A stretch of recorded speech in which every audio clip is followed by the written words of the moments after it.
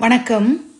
மார்கழி மாதத்தின் மிக புனிதமான நாளாக கருதப்படும் திருவாதிரை நட்சத்திரம் அன்று நடைபெறும் தெய்வீக தரிசனமே ஆருத்ரா தரிசனம். இந்த நாளில் சிதம்பரம் கோவிலில் அருள் புரியும் நடராஜர் தனது ஆனந்த தாண்டவ கோலத்தில் பக்தர்களுக்கு அருள் பாலிக்கிறார். ஆருத்ரா என்பது சிவபெருமானின் ஜோதிமயமான திருநட்சத்திரம்.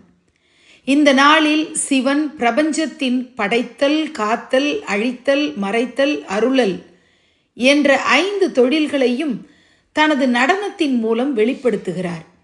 இதையே நாம் ஆனந்த தாண்டவம் என்று போற்றுகிறோம். சிதம்பரம் கோவிலில் நடைபெறும் ஆருத்ரா அபிஷேகம், மகா தீபாராதனை, வேத பாராயணம் ஆகியவை பக்தர்களின் உள்ளத்தை பரவசமடைய செய்கின்றன.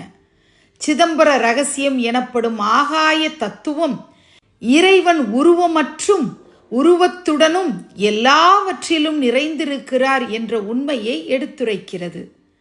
இந்த புனித நன்னாளில் திருவாதிரை களி, எழுகரி கூட்டு போன்ற பாரம்பரிய உணவுகள் தயாரித்து சிவனை நினைத்து வழிபடுவது குடும்ப ஒற்றுமையும் ஆன்மீக அமைதியும் தரும் என்று நம்பப்படுகிறது. ஆருத்ரா தரிசனம் என்பது வெறும் ஒரு விழா அல்ல, அது அகந்தையை விட்டு ஆனந்தத்தை அடையும் வழி.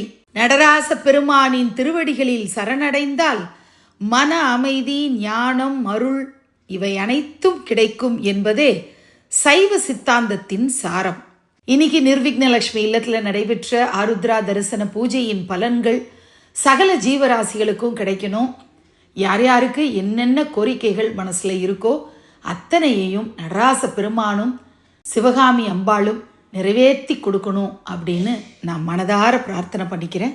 தென்னாடுடைய சிவனே போற்றி, எந்நாட்டவர்க்கும் இறைவா போற்றி. ஓம் நமச்சிவாய.